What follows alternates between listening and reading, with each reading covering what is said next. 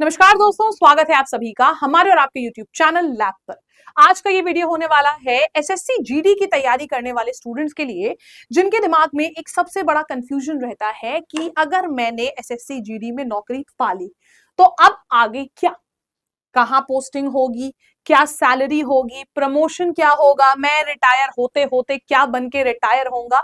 तो आज के इस वीडियो में हम बात करने वाले हैं एसएससी जीडी 2027 के एस्पिरेंट्स के लिए एक बहुत ही अमेजिंग से टॉपिक पर, और वो टॉपिक रहेगा सैलरी, पोस्टिंग एंड प्रमोशन।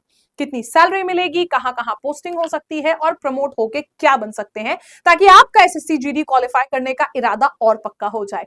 दूसरी बात, अगर चैनल पर नए हैं तो तुरंत सब्सक्राइब कर लीजिएगा, क्योंकि ऐसे बहुत ढेर सारे वीडियोस और साथ ही साथ पढ़ाने के लिए आपके लिए कॉन्सेप्चुअल वीडियोस भी हम लेके आते हैं हर रोज हमारे चैनल पर, तो तुरंत सब्सक्राइब कर लीजिएगा। चलिए शुरू करते हैं। बात करते हैं अगर हम बेसिक पे कितनी होती है, तो अगर हम बेसिक पे की बात करें तो बेसिक पे लेवल हमारा चलता है पे लेवल 3। 7th पे कमीशन के हिसाब से हमारा पे लेवल 3 चलता है, जहां पे 21,700 होती है स्टार्टिंग बेसिक पे पर मंथ। मतलब 21,700 रुपए की मासिक आय से आपकी जो सैलरी है वो शुरू होती है, बेसिक है ये। और मैक्सिमम जो है जाती है बेसिक सैलरी वो 69,100, यानी कि 69,000 के करीब सर्विस के साथ। ठीक है, तो रेंज हमारी 21,700 से 69,100 तक की रहती है। और एनसीबी में अगर सिपॉय हो तो उसमें हमारी सैलरी जो है वो थोड़ी कम होती है, 18,000 से बेसिक पे स्टार्ट होती है। ठीक है, चलिए अब हम बात करते हैं 23,000 या 35,000, दोनों सही है पार्ट सैलरी का। अब क्या है जो कंफ्यूजन है लोगों के दिमाग में कि हमारी सैलरी टोटल मिला के 23,000 है या 35,000 है, वो सारी चीजों पे बात करते हैं। देखो, इन हैंड सैलरी बेसिक के ऊपर लगने वाले अलाउंसेस पे डिपेंड करती है। बेसिक पे मान लो हमारी 21,700 है, उसके बाद टोटल हाथ में कितना आता है वो हमको जो भी भत्ता मिलता है उसको मिलाते हैं, जो भी कटता है उसको काटते हैं, तब बनती है हमारी इन हैंड सैलरी। तो क्या क्या भत्ते हमको मिलते हैं, बात करते हैं। डियरनेस अलाउंस यानी कि डीए, बेसिक सैलरी का लगभग 55 से 58% हर 6 महीने रिवाइज होता है और बढ़ता है, तो 55 से 58% हम लोगों को मिलता है डीए। फिर आता है एचआरए, यानी कि जहां पे भी आप घर पे रहते हो, जिस मकान में भी, उसके किराए का भत्ता, हाउस रेंट अलाउंस, जहां पे आपको सिटी के हिसाब से 24%, 16% और 8% मिलता है सिटी एक्स, वाई और जेड में। अब देखो इसका रीजन समझो। अगर आप मान लीजिए यूपी के या बिहार के किसी एक ऐसे एरिया में रहते हैं जहां पे जो एरिया बहुत ज्यादा डेवलप्ड नहीं है, बहुत ज्यादा डेवलप नहीं है, मैं कह रही हूं अगर मैं यूपी में हूं, लखनऊ में हूं, और लखनऊ के हिसाब से अगर मैं बात करूं, तो अगर मैं चली जाऊं थोड़ा सा पुराने लखनऊ साइड, तो वहां पे मुझे जो मकान है वो थोड़े कम रेट पे मिलेंगे किराए पे। और वहीं अगर मैं गोमती नगर में लूं तो मुझे ज्यादा रेट पे ज्यादा महंगे मकान मिलेंगे किराए पे। वही होता है शहरों के संग, मुंबई, दिल्ली, बैंगलोर, हैदराबाद। ठीक है, इन सब जगहों पे क्या है, यहाँ पे आपको महंगे महंगे मकान मिलते हैं। आपने देखा होगा अक्सर ही लोग कहते हैं मुंबई में मैं तो रेंट पे रहता था, 2 BHK में, मतलब 2 कमरे का मकान था, 30,000 रुपए था, 40,000 रुपए किराया था, 50,000 रुपए किराया था। तो आपको हाउस रेंट अलाउंस मिलता है उस जगह के हिसाब से जहां पे आपकी पोस्टिंग हुई है। बहुत अगर बड़े शहर है तो 24% मिलता है बेसिक पे का, थोड़ा सा मीडियम शहर है तो 18% और 16%, और अगर उससे थोड़ा सा और पिछड़ा शहर है जहां आपको पोस्टिंग मिली है तो आपको 8% मिलता है हाउस रेंट अलाउंस। फिर आते हैं हम ट्रांसपोर्ट अलाउंस के ऊपर। अपने घर से लेके जहां पे आप रहते हो वहां से लेके ऑफिस तक जाने के लिए आने जाने का खर्चा आपको मिलता है।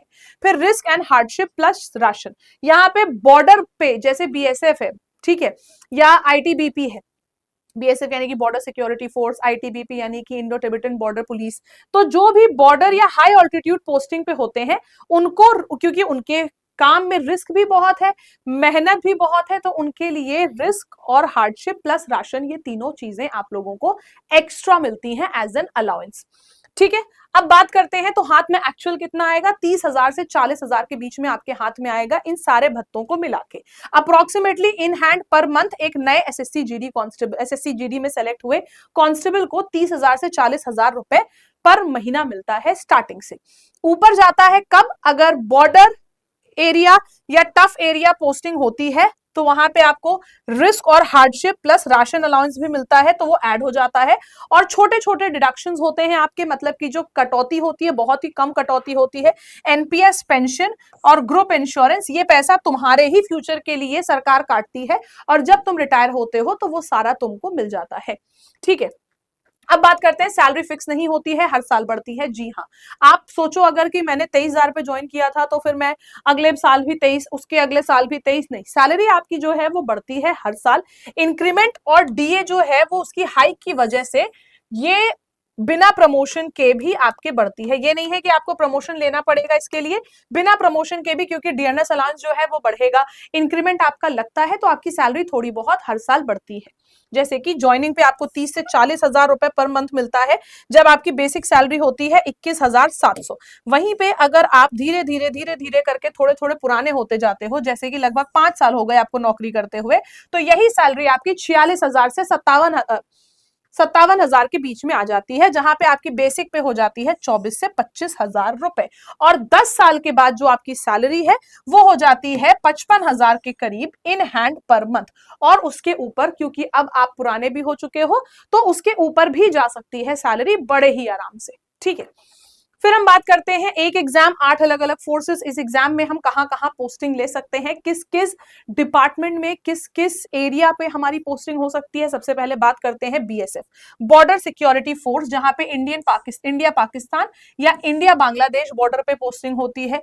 फिर आता है सीआईएसएफ, ठीक है, जहां पे आपकी एयरपोर्ट, मेट्रो या जितने भी पीएसयूज होती हैं, पब्लिक सेक्टर यूनिट्स, उसके शहर में चांसेस ज्यादा होते हैं पोस्टिंग के, क्योंकि एयरपोर्ट शहर में होगा, मेट्रो शहर में होगी। ऐसा तो नहीं है कि गांव देहात में आपको एयरपोर्ट या मेट्रो मिल जाएगी, तो आपकी पोस्टिंग शहर में होती है सीआईएसएफ पे।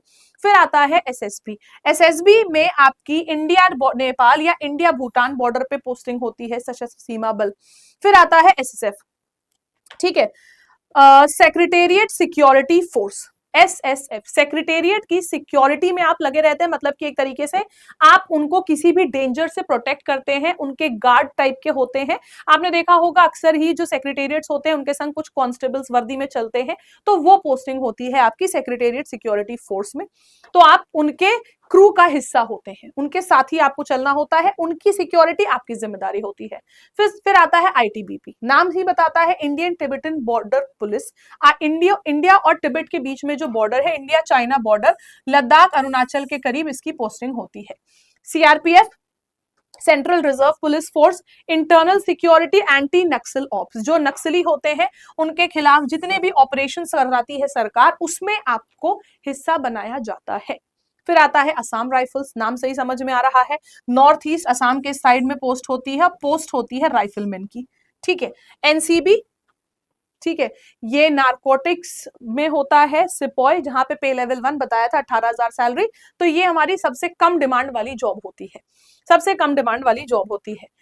फिर याद रखने वाली 2 बातें, अभी तक हमने देखा यहाँ पे हमारी पोस्टिंग कहाँ होती है, सैलरी कितनी मिलती है, और अगर हम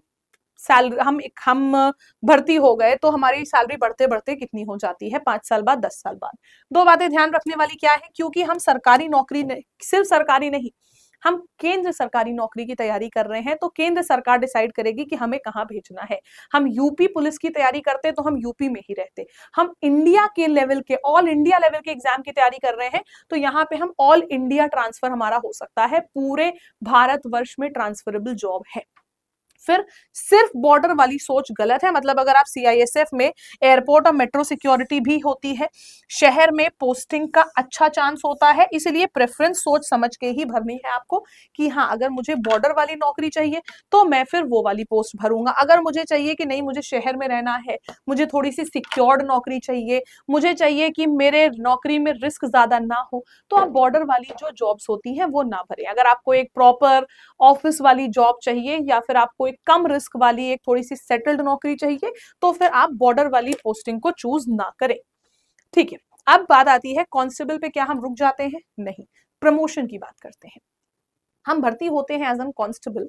कांस्टेबल के तौर पर हम भर्ती होते हैं जनरल ड्यूटी, जिसको हम जीडी कहते हैं। कांस्टेबल जीडी के तौर पर हम भर्ती होते हैं। फिर धीरे धीरे करते करते हम हेड कांस्टेबल बनते हैं। देखो, कांस्टेबल के बाद आप बनोगे हेड कांस्टेबल, लेवल 4 की जॉब होती है, सैलरी बढ़ती है। उसके बाद बनते हैं एएसआई यानी कि असिस्टेंट एसआई, सब इंस्पेक्टर, और फिर उसके बाद बनते हैं एसआई यानी कि सब इंस्पेक्टर, जो कि लेवल 6 की जॉब होती है। यहाँ पे सैलरी, अलाउंसेस, भत्ता और आपकी आय बढ़ती है। सब इंस्पेक्टर के बाद आप फाइनली बनते हो इंस्पेक्टर, और ये होता है आपका फाइनल स्टेज प्रमोशन का। ये नहीं है कि आप जी कांस्टेबल पर भर्ती हुए तो एसआई पे या एएसआई पे रुक गए। कांस्टेबल के बाद हेड कांस्टेबल, फिर एएसआई, फिर एसआई, और लास्ट में जाके आप इंस्पेक्टर बन के रिटायर होते हैं। ये होता है आपका पूरा प्रमोशन का चार्ट कि आप यहां से भर्ती हुए, आप वहां तक चले गए। फिर प्रमोशन कैसे मिलता है? अब क्या सिर्फ नौकरी में टिके रहने से प्रमोशन मिलता है या किसी और चीज से भी? देखो, दो रास्ते हैं। पहला है सीनियरिटी प्लस सर्विस। आप जैसे जैसे पुराने होते जाओगे, आप थोड़े से सीनियर होते जाओगे, तो आपको अच्छा रिकॉर्ड रखना है कि हाँ, मैंने काम अच्छे से किया है, ईमानदारी से किया है, कोई छल कपट लालच नहीं था मेरे मन में, और मैंने बहुत ही आराम से ये काम किया है। तो टाइम के साथ साथ आपको प्रमोशन अच्छा मिलता है। दूसरा तरीका होता है डिपार्टमेंटल एग्जाम। आपको लग रहा है कि यार, इस डिपार्टमेंट में मेरा काम करने की ज्यादा इच्छा नहीं हो रही है, मैं दूसरे डिपार्टमेंट में शिफ्ट हूं या मैं प्रमोशन लूं, तो आप पढ़ाई अपनी जारी रख सकते हैं। उसके लिए आप इंटर डिपार्टमेंटल वाले एग्जाम्स दे सकते हैं। ये एक फास्ट और शॉर्ट तरीका है प्रमोशन पाने का। एग्जाम क्लियर करो, सीनियरिटी का वेट किए बिना जल्दी प्रमोशन आपको मिल जाएगा। पढ़ाई यहाँ पे भी काम आती है, तो पढ़ाई छोड़नी नहीं है। फिर अगर डायरेक्ट ऑफिसर बनना है तो असिस्टेंट कमांडेंट आप बन सकते हैं, लेकिन उसके लिए आपको और डिफिकल्ट लेवल यूपीएससी का एग्जाम क्रैक करना होगा। डायरेक्ट सब इंस्पेक्टर बनना है तो एसएससी सीपीओ एग्जाम क्वालिफाई करना होगा। लेकिन अगर आप चाहते हैं कि नहीं यार, मैं अभी 10th पास हूं, मुझे सरकारी नौकरी चाहिए क्योंकि मुझे अपने घर की जो समस्याएं हैं उनको खत्म करना है, मुझे जल्दी नौकरी चाहिए क्योंकि मुझे अपने घर में बहन की शादी करनी है, या मेरे पापा को या मेरे खानदान में बहुत सारे लोगों को मुझसे उम्मीदें हैं, तो मैं इतना वेट नहीं कर सकता, तो उसके लिए आज ही एसएससी जीडी की तैयारी के लिए जुट जाइए। एसएससी जीडी की तैयारी में आप लोगों को बहुत सारे हेल्प हमारे इस चैनल से मिलेगी, तो इस चैनल को तुरंत सब्सक्राइब कर लीजिएगा अगर आप चैनल पर नए हैं तो। और आप लोगों के लिए सिर्फ ऐसा कंटेंट नहीं, पढ़ाने वाला कंटेंट जिससे आपको सिलेक्शन मिल सकता है, वो भी हम लेके आते हैं। तो उस कंटेंट के लिए भी आपको चैनल को सब्सक्राइब करना होगा। मुलाकात करते हैं अगले वीडियो में। और क्या जानना चाहते हैं आप एसएससी जीडी की नौकरी के बारे में, ये मुझे जरूर बताना कॉमेंट सेक्शन में, ताकि नेक्स्ट वीडियो हम उस पर लेके आए। Will see you guys once again in the next video. तब तक के लिए bye bye everyone, take care, जय हिंद, जय भारत।